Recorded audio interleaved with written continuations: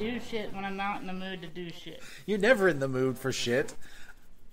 But it has to happen, whether you're in the mood or not. That's what true. Being an adult is all about, Brad.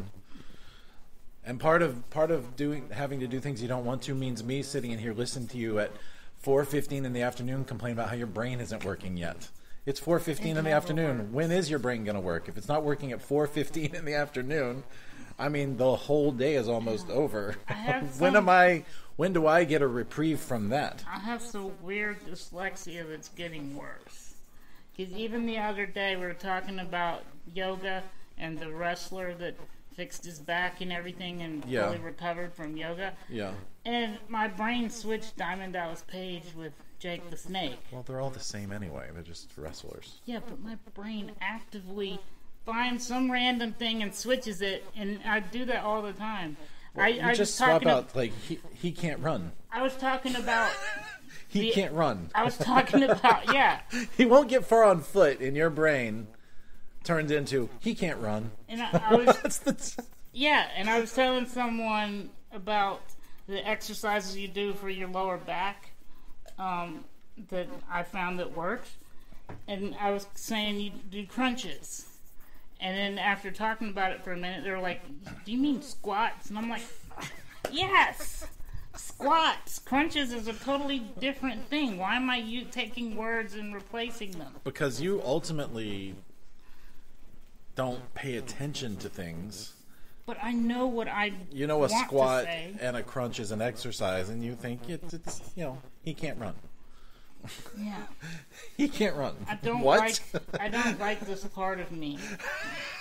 Well, neither do I. Yeah. So welcome to my misery.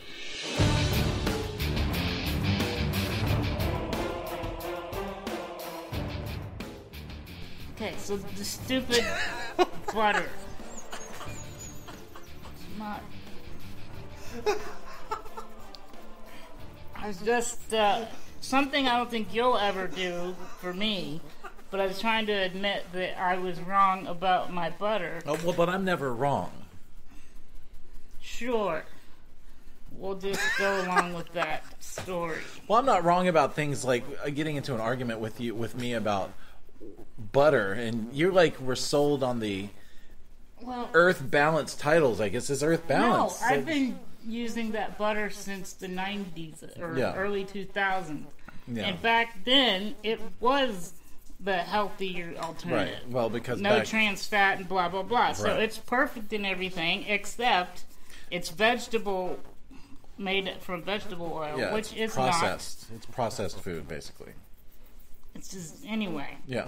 So I was going off of history. 20-year-old information. Yeah, 20-year-old information. Back in the 90s, actual butter was bad for you. So they thought. And then now they realize that actual fat, like actual butter, is better for you than the processed food that it's harder for your body to break that stuff down. But anyway, I had the butter that was supposed to be the perfect alternative. Yeah. Because it wasn't the bad butter. It doesn't have trans fat and all that stuff. But the fact that it's still made from vegetable oil means it's not the best. Right. So I looked at it the other day, and then the guy that I like listening to that talks about the best diets was like, don't do vegetable oil.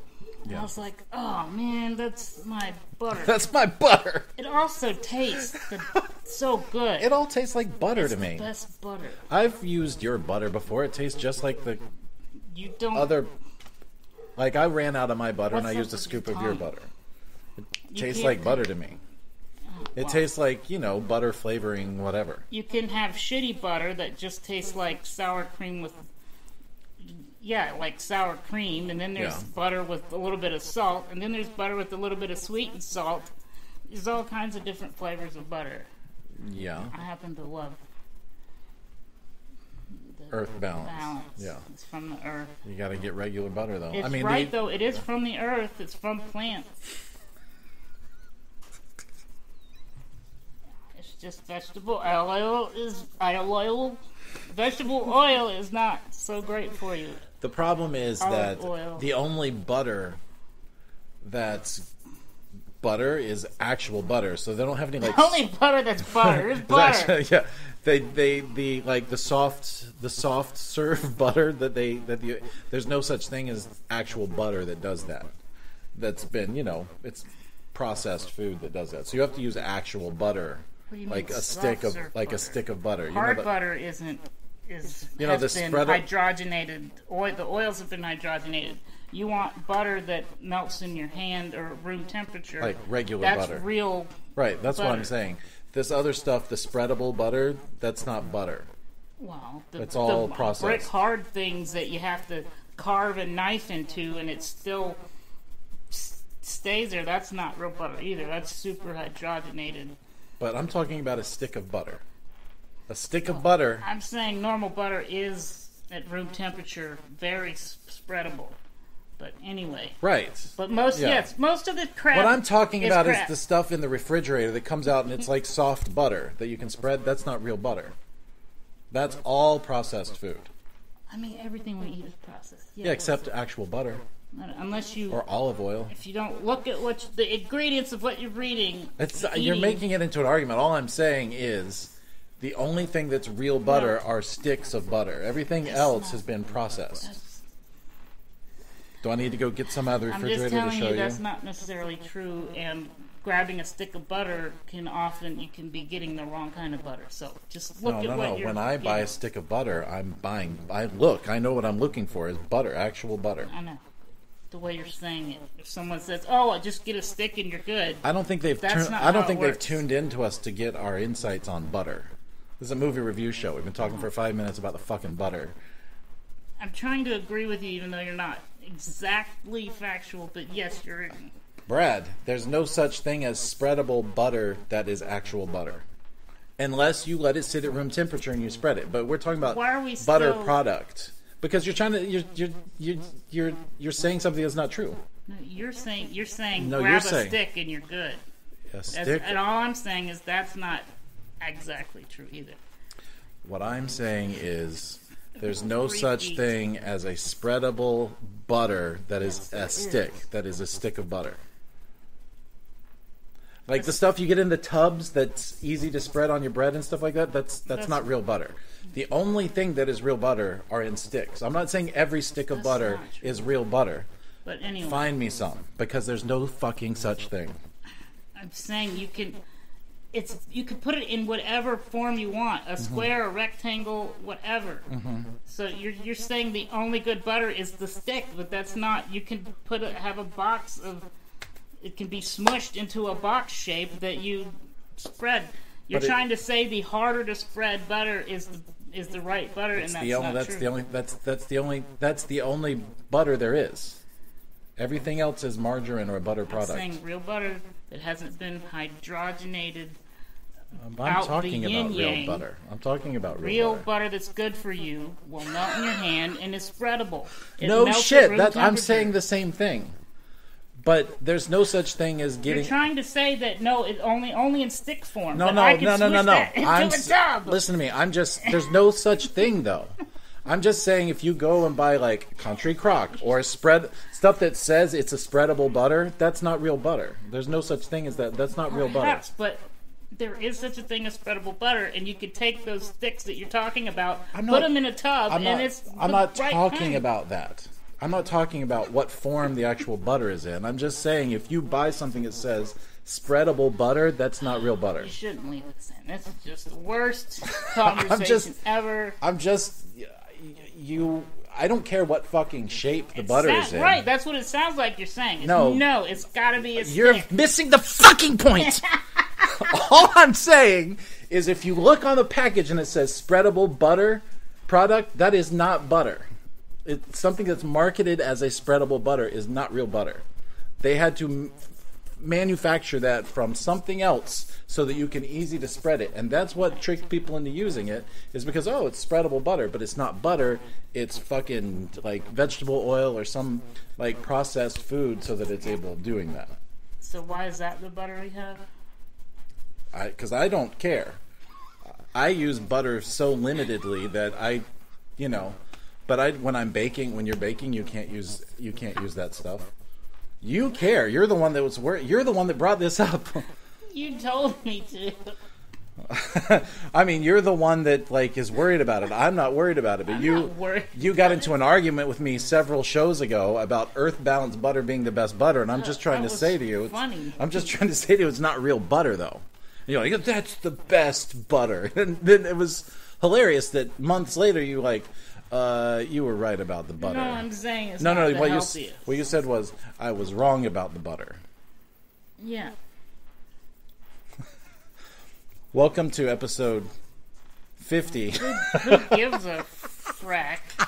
Well, so we're going to have 2 episode 50s of our show. We have right now it's the 50th episode that we've ever put out of Movieisms, but it's not our 50th official Tuesday show. We had other unofficial episodes because we thought people might like smaller snack sizes of Movieisms, or video versions, but of course we realized that nobody cares. So no, that wasn't why. It was just we don't either. Ran out of time. Sure.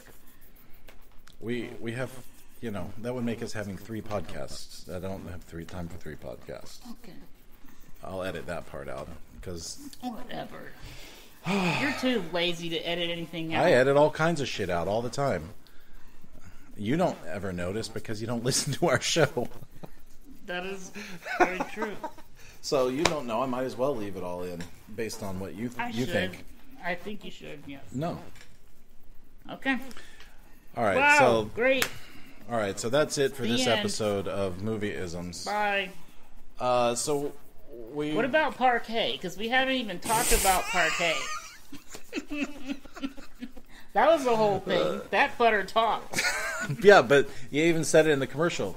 That's not butter. It's parquet. Yeah, true. So it's not butter. It's vegetable oil. Yeah. This country is addicted to processed foods. Yeah, because they do all the work for you. Anyway, this is a preview for our new show, The Butter Podcast, where we talk every week about our new discoveries and butter byproducts. Spread the word. Spread the word. But if it's spreadable, it's not real words. Right. It's fake. Processed words. Hydrogenated words. So, this week we saw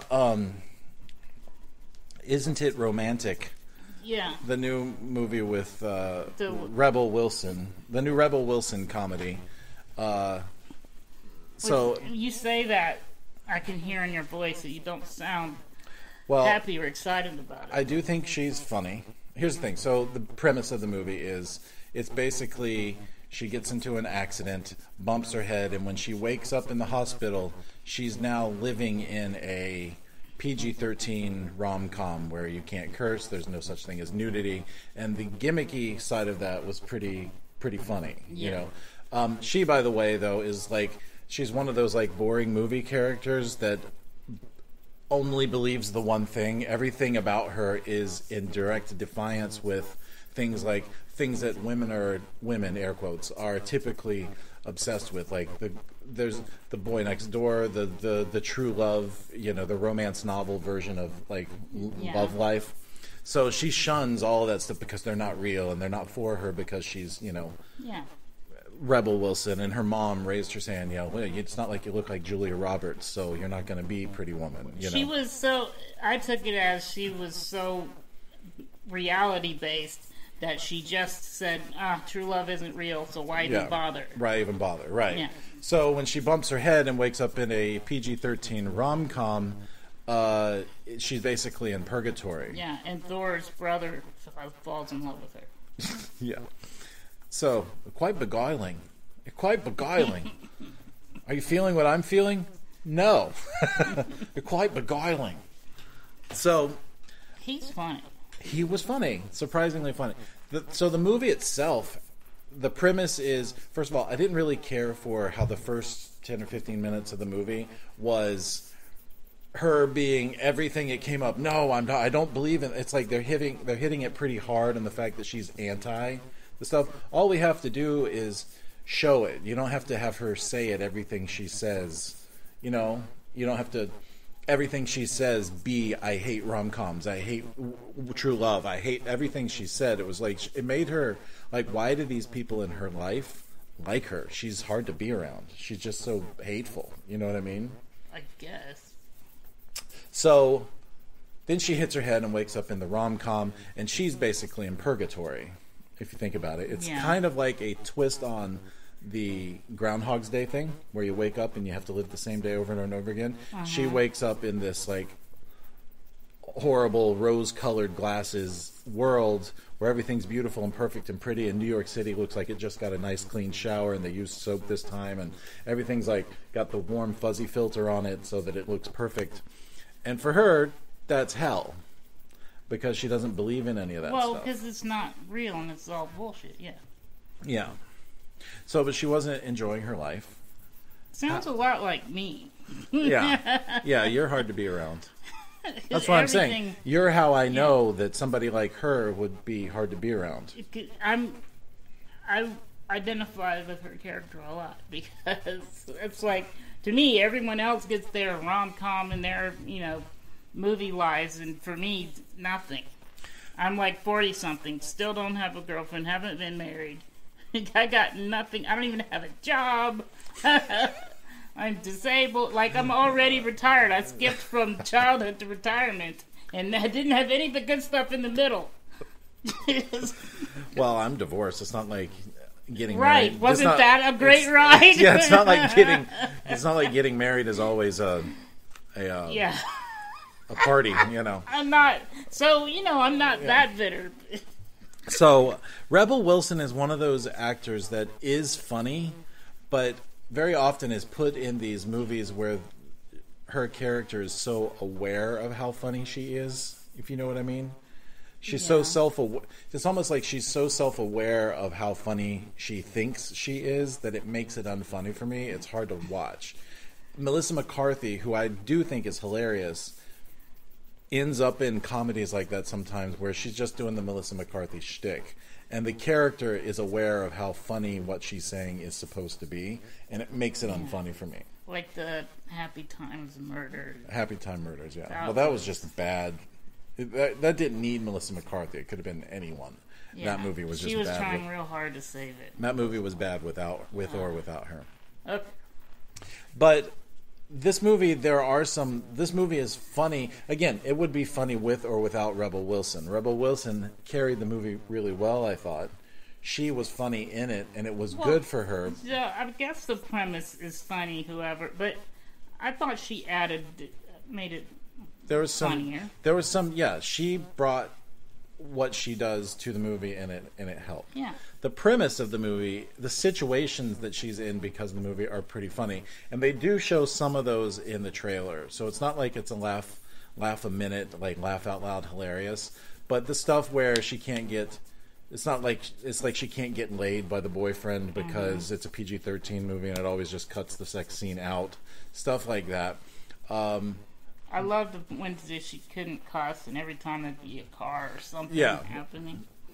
The funniest part to me was the gay best friend. Oh, gay? Overly gay best friend, and it was truly he was.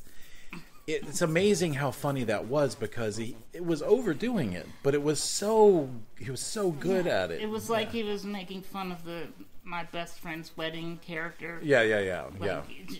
Just everything was 2 or 3 times more. Yeah, everything was super gay. Yeah. But he was hilarious. Every time he came into a scene, I perked up. It was hilarious. The premise of the movie, not the premise, I guess the message or tone of the movie is maybe she's so anti everything that she was not noticing the things right under her nose. Yeah, that were right in front of her. The same old story where the best friend. Yeah, the guy or girl you're ignoring is the one that was for you the whole time. Yeah, the one you weren't taking seriously. She's all that. Yeah. But the reason she wasn't taking it seriously was because of her, not because she just wasn't taking it seriously. She actually wasn't taking it seriously because she thought, why would anybody be into me? I thought that was good. Instead of it just being like, oh, I never really noticed. Like, he's all that, like, she's all that, where you didn't really notice because she's girl next door and you just don't take her seriously. It was more of she wasn't allowing herself the luxury or whatever, allowing herself the possibility to find love somewhere because she was so pessimistic. Yeah, I did like that there was that sign behind her with the model on it, and so he was really looking at her the whole time, but she's just assuming he's staring out the window at the model. And so I thought it was neat. I mean, even though it was obvious and knew from the beginning, yeah. But to sit her down and have her see from his perspective, what he's how it was cut up, I thought that was sort of a good metaphor of, seeing it from someone else's perspective, and you're just assuming no one likes me, which I'm pretty sure that's the case for me. Well, it's there's no one out there for me. It did have some touching spots, which is always nice when you're seeing a rom-com or something like that. You pretty much a lot of these, I go into them, a lot of them expecting them to be paint by numbers, like I think you call them cookie cutter or paint by numbers, where you're just like, okay, this is the scene where the guy finds out that, or the person you're interested in finds out that you've been lying to them the whole time, like we were talking about What Men Want, where everybody finds out at some point that she's been able to hear their thoughts the whole time, and there's a big forced blow up in the middle of the movie that forces everything into the next act, sort of thing.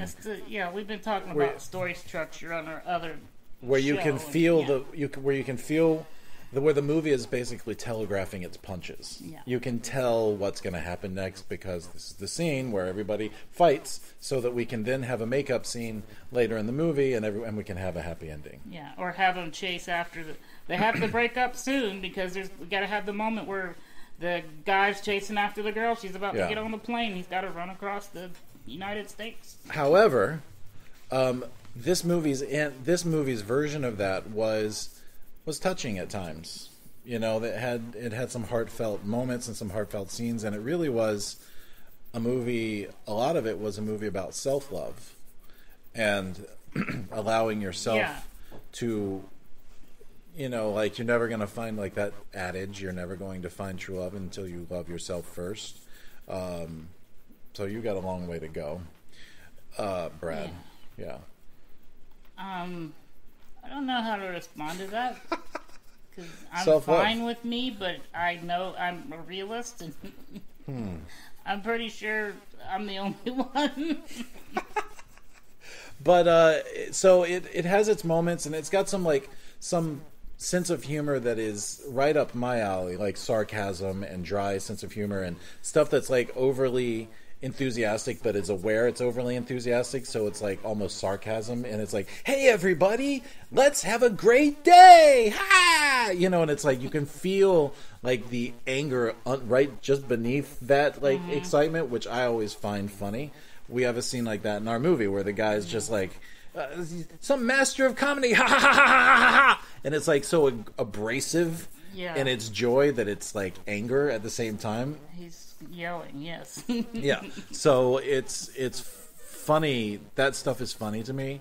So it's kind of an anti-rom-com, but it you know what I mean? It suffers from its own, the fact that it's an anti-rom-com. It's a rom-com that is an anti-rom-com, so it still has the overly sappy beginning and ending where everybody make the grand gesture to the you make the grand gesture to the person that you're really in love with now, and it's like part of me doesn't like it when just in rom-coms in general, which there are some great rom-coms out there. Like top 3 for me are When Harry Met Sally, My Best Friend's Wedding, and Annie Hall. Those are my 3 favorites. I love Annie Hall.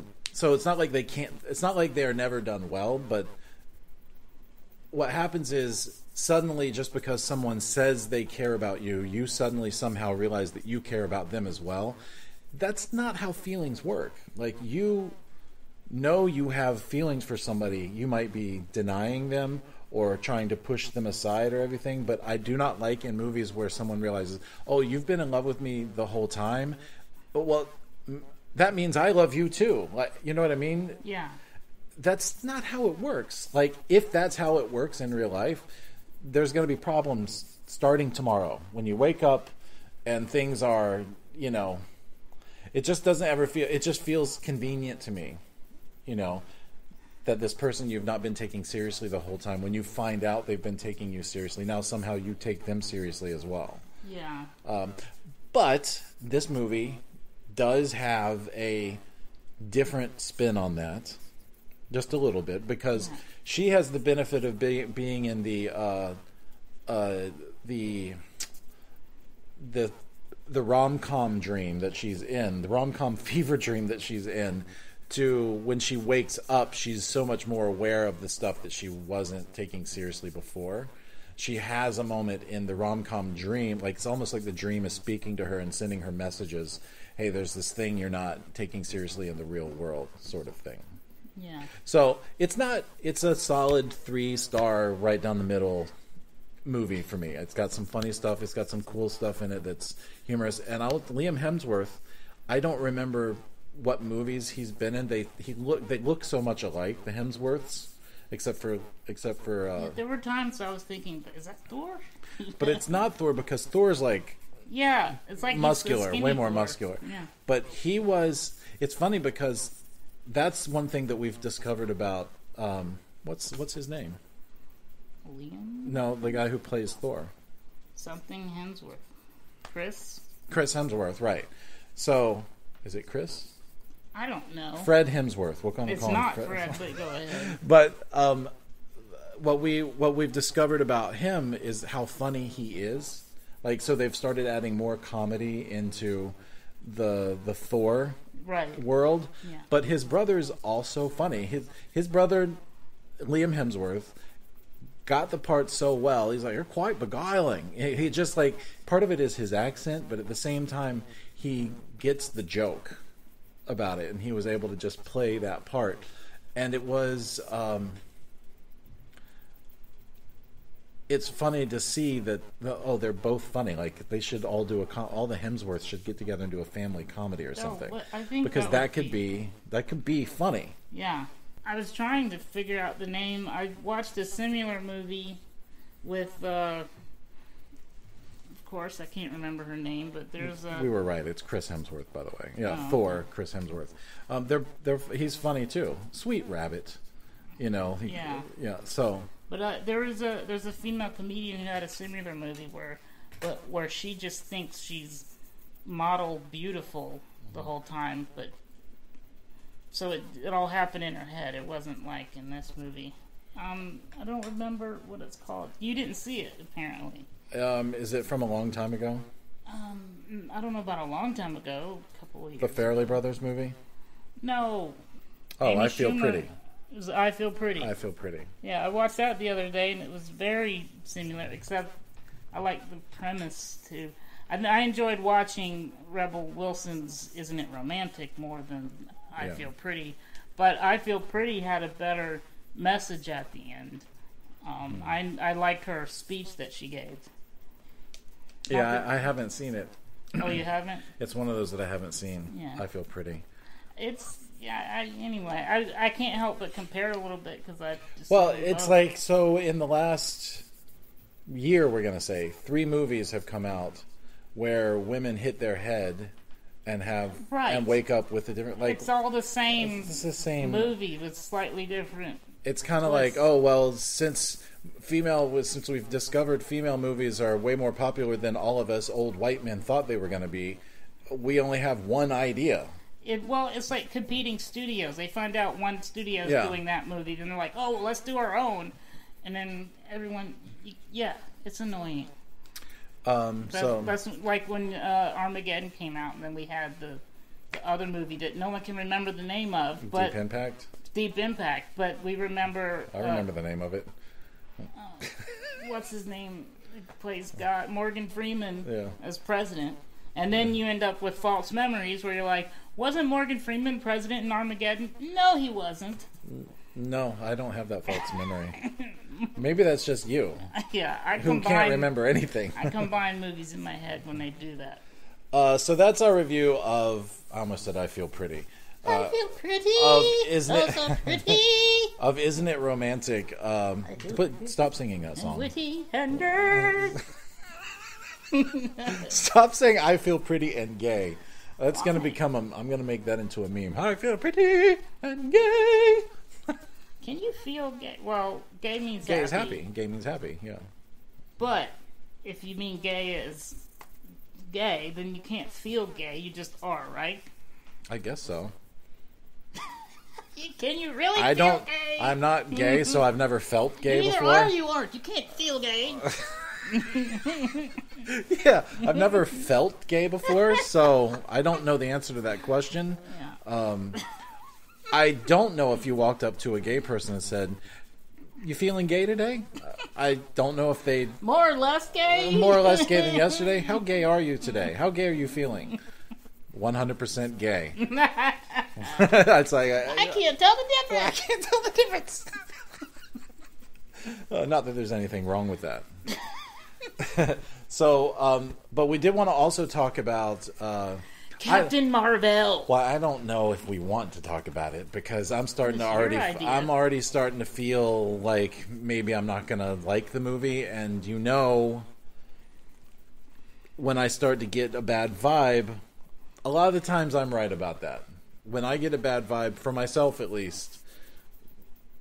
Yeah. Mostly because you just make the decision ahead of time, and then I don't make the decision. I don't. It's not like I sit there and go, I decide that I'm not going to like this movie. I get a feeling, and I'm watching trailers, and I see all of it, and I'm thinking, not so sure this one's going to click for me. I just get a bad vibe. What's interesting is they're showing less in the trailers. Like, they're showing almost nothing, which usually we complain about them showing too much, and you know the whole movie. But now you're saying that based on the trailers, I don't know. Well, they're not showing you anything. Well, but what they are showing me doesn't have me... I'm not sitting there going, well, if they just show me more, I'd like this trailer better. I don't know if I buy her as the most powerful superhero in the Marvel Universe. Yeah. There's something that's not clicking for me, and I won't know until, of course, we're going to see the movie. Well, isn't it? It's next week. We're going to see the movie next week. Yeah. So, or this week, actually. I researched it. I've only seen like cartoon episodes. Like, they have Marvel Avengers cartoons. A while back, I saw, I guess it's Carol Danvers as a character, and there was a Kree soldier whose name was Marvel, and he was the captain. And so I guess he ends up on Earth. So the original Captain Marvel was Marvel, a guy named Marvel, who's a blue-skinned Kree guy. Yeah. So he's on Earth, whatever. They're just a kind of experiment. He's trying to help Earth. He just likes Earthlings and trying to help Earth. The Kree species, they go and take over planets and stuff. So he was like one of the people sent to get Earth ready. I thought that was the Skrulls. Didn't you say the Skrulls were what? Skrulls and Kree take over things. Oh, okay. But Kree are like really intelligent, like docs or pedagogues. Like, we're smarter than you, we're better than you. So they just enslave the galaxy and take over planets. They're like militaristic. Skrulls are just shape changers. Kree are blue, Skrulls are green, okay? It's a big difference. The Skrulls are more animalistic and... like parasites? Sort of, yeah. Okay. They just... they take over planets by being the... what do you call it? Taking over people high in the... military or the government. Okay. Yeah. So... blah blah blah. Complicated bullshit. Do they occupy up the person's body, or do they shapeshift into that person? What happens to the person that they shapeshift into? Do they kill the person and then shapeshift? I think there's some pod shit that goes on, so they can telepathically, know all their memories and know everything they know. So what happens to the original person who they take over?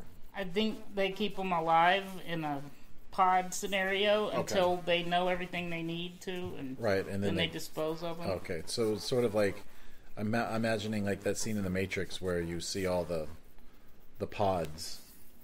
Yeah. You know what I'm talking about? Even though Matrix is different, those are like people that haven't been born yet, but like those pods or what is it called? Village of the Damned. Is it Village of the Damned? I don't know. You've not seen Village of the Damned? I've seen Body Snatchers. Body Snatchers. Maybe it's Body Snatchers. I think Village of the Damned is where these like pods land, and they are aliens that haven't hatched yet. Oh, I haven't seen that. It's an old black and white classic horror movie. Yeah.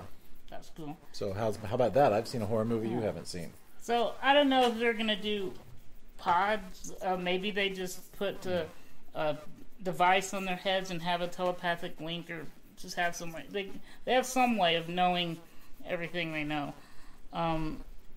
So this is gonna be.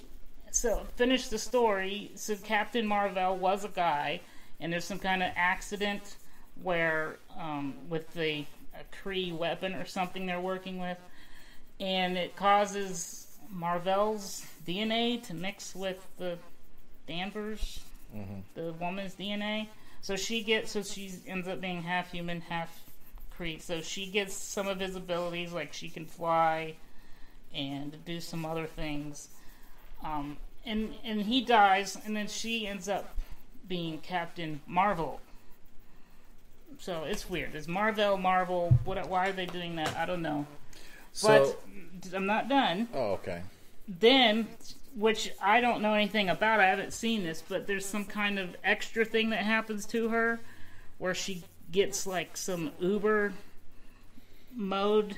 Oh, I thought you meant like a ride somewhere. She was getting a ride. I can't even remember the name they called it. But she basically becomes this being of energy, where she can absorb energy and become just absorb and shoot out energy. She can be so fast that she can time travel. She becomes energy, so she can turn any energy into other energy. So if she absorbs enough, she can be an atomic bomb, whatever. So that's how I think. So she's got to get this upgrade when she becomes, in her hero story, she becomes I think she doesn't become Captain Marvel until she gets that super uber mode. But those shots you see her in space where she's got like the helmet on and she's glowing all over, that's like the uber mode that I don't know the name, what it's called. But so I don't know how they're going to do it. And I think this is the origin story for Nick Fury. That's what I'm even more interested in that than I think the Captain Marvel. Yeah, her cat's an alien. Because I love Samuel Jackson. Yeah. I like him. I think he's cool. And when you first see in the trailer, you see where they younged him back to like Pulp Fiction days. Yeah, like that age that he has there. That's what made me happy. Like, not that I'm sad that Sam Jackson got older, but like it's like, oh, this is like vintage Sam Jackson. Put him in like the Jerry Curl from Pulp Fiction, and he looks just that character looks just like Sam Jackson from those days. Mm-hmm. So that's cool. I'm still bedazzled by their like de-aging process. Ever since Ant-Man, where they started doing it with, Yeah, I've seen like 2 other movies where I was like, holy crap, they've got it down now. They did the same thing with Princess Leia in Rogue One, where you see her at the end and she's like 1978 Princess Leia. And it just is... How do they do it? I don't know. Michael Douglas looks just like Basic Instinct Michael Douglas. Yeah. Or, what's that movie he was in? Romancing the Stone. Like, he looks that young. And it's so amazing because it doesn't... I don't know what they do. Like, again, we're going to bring up the Superman mustache lip. Because they're able to do that where it doesn't feel fake at all. But... Yeah.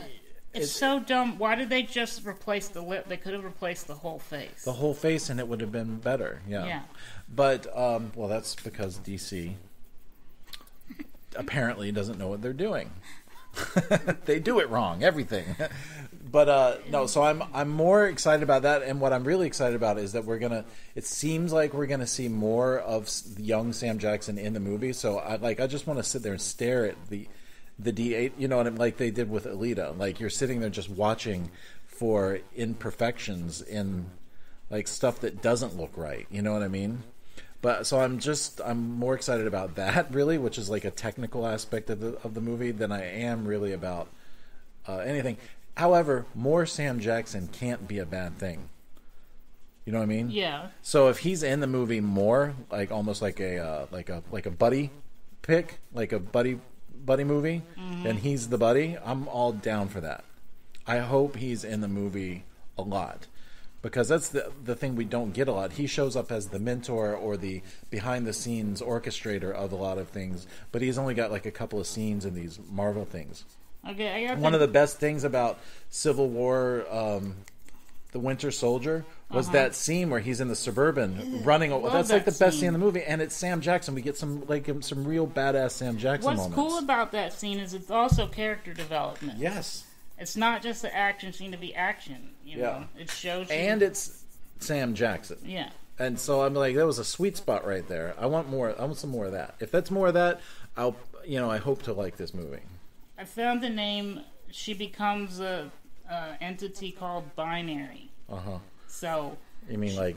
She becomes Captain Marvel by absorbing Marvel's powers, or being half Kree. But then she gets the overpowered bump up when in the original storyline some other alien species experiment with her, and then she becomes, they call her Binary. Apparently that's when she can so like she travel like digital through time, like ones and zeros, like, but I don't know why, but I guess that's what we get to find out in the movie. So everyone is speculating that she's going to use her time travel abilities as this binary person to change what happened in but we don't know. We don't know for sure. However, so my two questions are: if this movie takes place in the '90s and Nick Fury knew about her from the '90s, where was she? Where was she when the Avengers Infinity War stuff, any of this stuff was happening?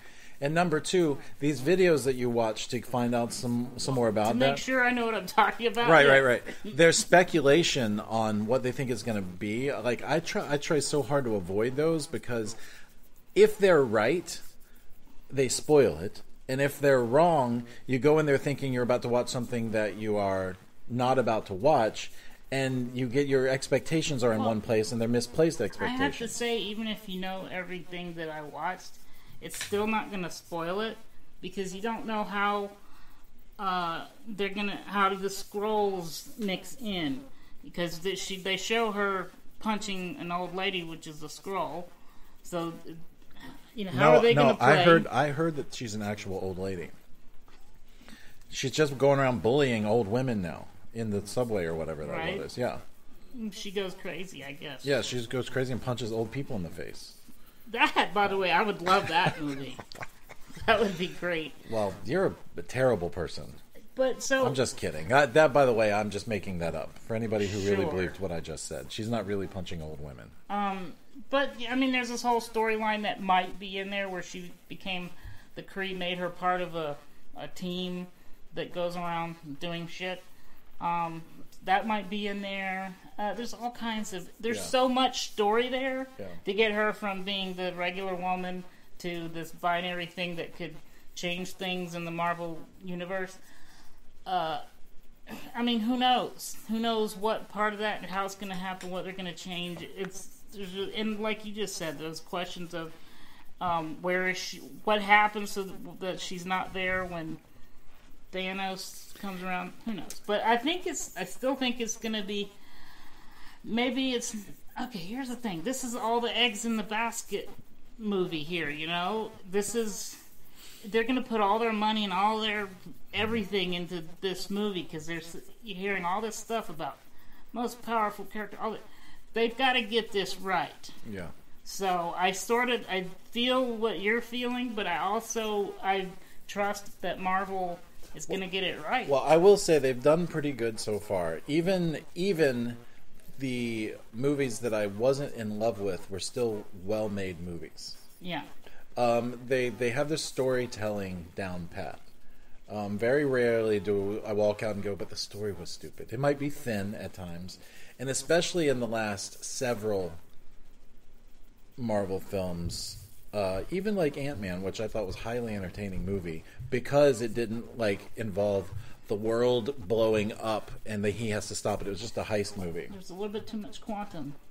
There was way too much, especially in the sequel. Too much quantum in the quantum sequel.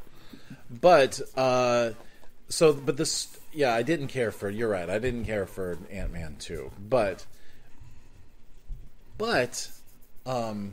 the overarching, the way the stories are tying, the movies are tying into each other, that's hard to do. That is really hard to do, and it takes a massive undertaking for the movie you and I are making has to tie into the movie that's going to come out a year after our movie is done. We have to know what all's there, and we have to it's like every movie cliffhangs into the next movie. Imagine how many script revisions every writer has to go through. Yeah. Just to throw his ideas in there and then say, well, this works, that doesn't, rewrite, Yeah. Ugh. So that part's impressive, but part of it is I'm just, what it means is we've had kind of a year off from the Marvel onslaught, and now I know it's starting back up again, and I'm just sort of like, ugh. Because Marvel, and then 2 months later we've got Captain Marvel, and then 2 months later we got Avengers not Infinity War, Endgame, and then it just all starts back up again. You know what I mean? I'm excited because the first Infinity War was so good. Yeah. So I'm happy. Well, I liked Infinity War. I did, and I'm excited to see how they end it. However, they ended on such high stakes that that's not really how it ended. Like, all those characters, and the potential that the Captain Marvel movie could reveal that a lot of the people that disappeared into ash could have just been Skrulls. Yeah, right. So, like they said, we dumped in all this stuff, but we can take all that back, which bothers me a little bit. I have to say, because the whole I think it was the show Dynasty where Dallas, who shot JR. See, my brain did it again. It was a D word. Yeah. Damn it. Who shot JR? Right. So, and then he wakes up, and they end the series with "It was all a dream," even though it really shouldn't take away from it.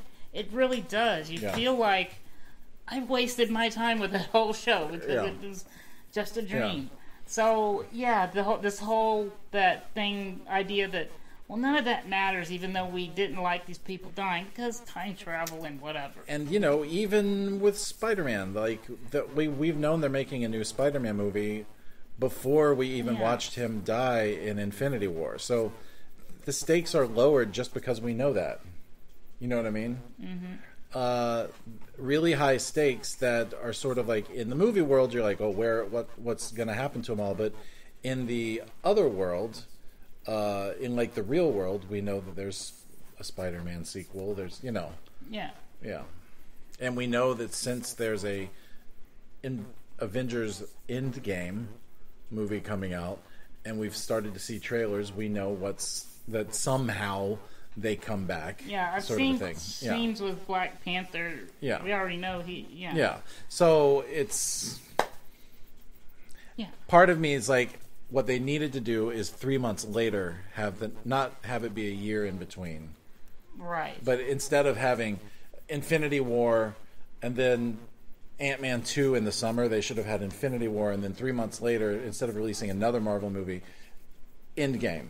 You know what I mean? Wow. So there's it's like another episodes. Movie trilogy that, Matrix didn't work out so well doing that. But they had the second movie and then the third movie. Yeah, but that's because they were bad movies. Yeah. 3 was bad. 3 was bad. 2 was... 2 was not as good as the first one, but how can you blame it? Because the first one was like one of the greatest movies ever. But the best chase scene of all time ever in Infinity, Matrix 2. You mean the stuff on the highway? On the highway. Yeah. OMG. But if you think about it, if they know what the movie is going to be, they know their story. It's like whatever. Those guys were like, we made this movie called The Matrix, and they had to quickly write a second part and a third part because it was such a popular thing. Yeah. You know what I mean? So this thing, they knew what the story is going to be, and they knew they were already making it. So I feel like they probably, at least for me, maybe because I'm a little impatient, but by the time, it's like so much has like been leaked or come out in the time, it's like the stakes got lowered just because a year has passed since we last saw it. And there's so many nerds out there with their theories and looking like, there's so many people that are, you know, what do you call it, scouring the internet to find out every little piece. It's like we know half or most of what's going to happen before you see the movie. Yeah, that's annoying. That's part of like that's part of what I don't like about the internet. All like the information overload that we can have, what we have access to. It's just like spoilers get leaked to you, even though you're not. Yeah, I'll be honest with you. The only reason I watched those videos that you were talking about is because I wanted to know what I was talking about. Yeah. I would not have watched them if we weren't doing this show, because I'm like you. Just whatever, you guys get nerdy about it and whatever. Yeah. I like to know as little as possible about almost every movie I go into. I don't like to read reviews first. I don't like to watch any, and then after I will, if I'm in love with the movie, I'll go and watch. Yeah, I do. I will watch 2 or 3 reviews sometimes after when I'm posting an episode. Yeah, because I want to see if people are saying the same things we are.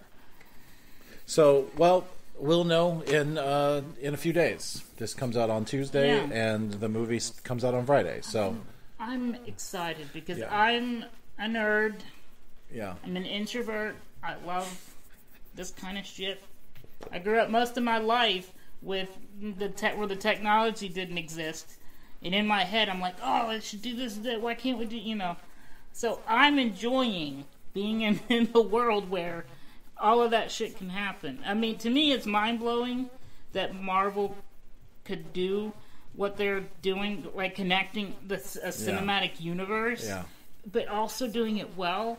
They are doing it well. I just can't believe can't believe that they're pulling it off. Yeah, it's good. DC is showing us how hard it is to do. Yeah. I mean, they're finally getting their movies. DC is finally getting the movies where they're, like, watchable. Yeah. Aquaman was a solid movie. I can't believe I enjoyed it. Yeah. Aquaman was a solid movie. I've hated Aquaman for so long. Those trailers had me worried because he's redheads and he jumps out of the plane. It's like, well, suddenly he's got trailers. But so that was an instance where I got a bad vibe from the trailer and then saw the movie and thought it's way better than I thought it was going to be. Especially those action scenes, which were like intense. They were big, bombastic, loud, devastating action sequences, which I thought they did really good with that. So anyway, but yeah, they haven't figured out how to. DC hasn't figured out how to really. They're hit or miss. Yeah. And Marvel's not hit or miss so much.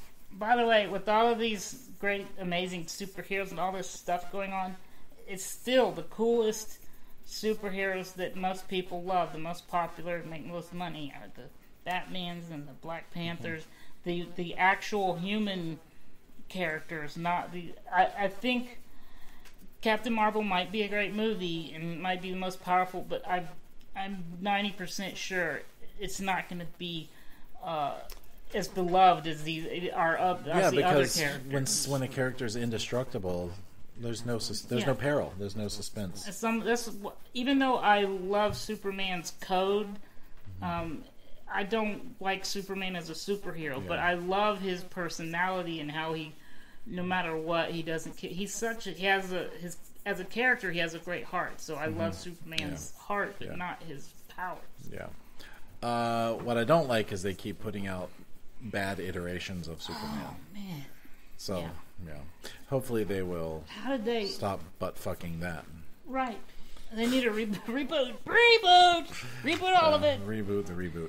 Yeah. All right, well that's it. What do you think? Do you want to see Captain Marvel? Are we right? Are we wrong? Will Brad ever find love? No. Are we too jaded or are we not jaded enough? I guess. Let us know. Movieisms@gmail.com. I am Becca Meyer on Twitter and Instagram and in Facebook and... The Balding Ewok. Yes. The Loveless. So our review next week, I'm pretty certain, is going to be Captain Marvel. Probably going to be 3 to 4 stars. No. I just mean the movie we're going to do. That was Captain Marvel. So stay tuned for that. We will see you next week. Peace out. See you at the movies. Word to your mother. This isn't the end. It is the end. Movieisms is a production of Super Mega Ultra Entertainment and is produced by Michael Beckemeyer and Bradley Kingston. If you'd like to find out more, follow us on Twitter or Instagram. And make sure you click like on our Facebook page, which is facebook.com/movieisms. If you're enjoying this podcast, please take a moment and give us a 5-star review in iTunes. It only takes a minute and it helps us out more than you can imagine. Thank you very much, and until next time, we'll see you at the movies.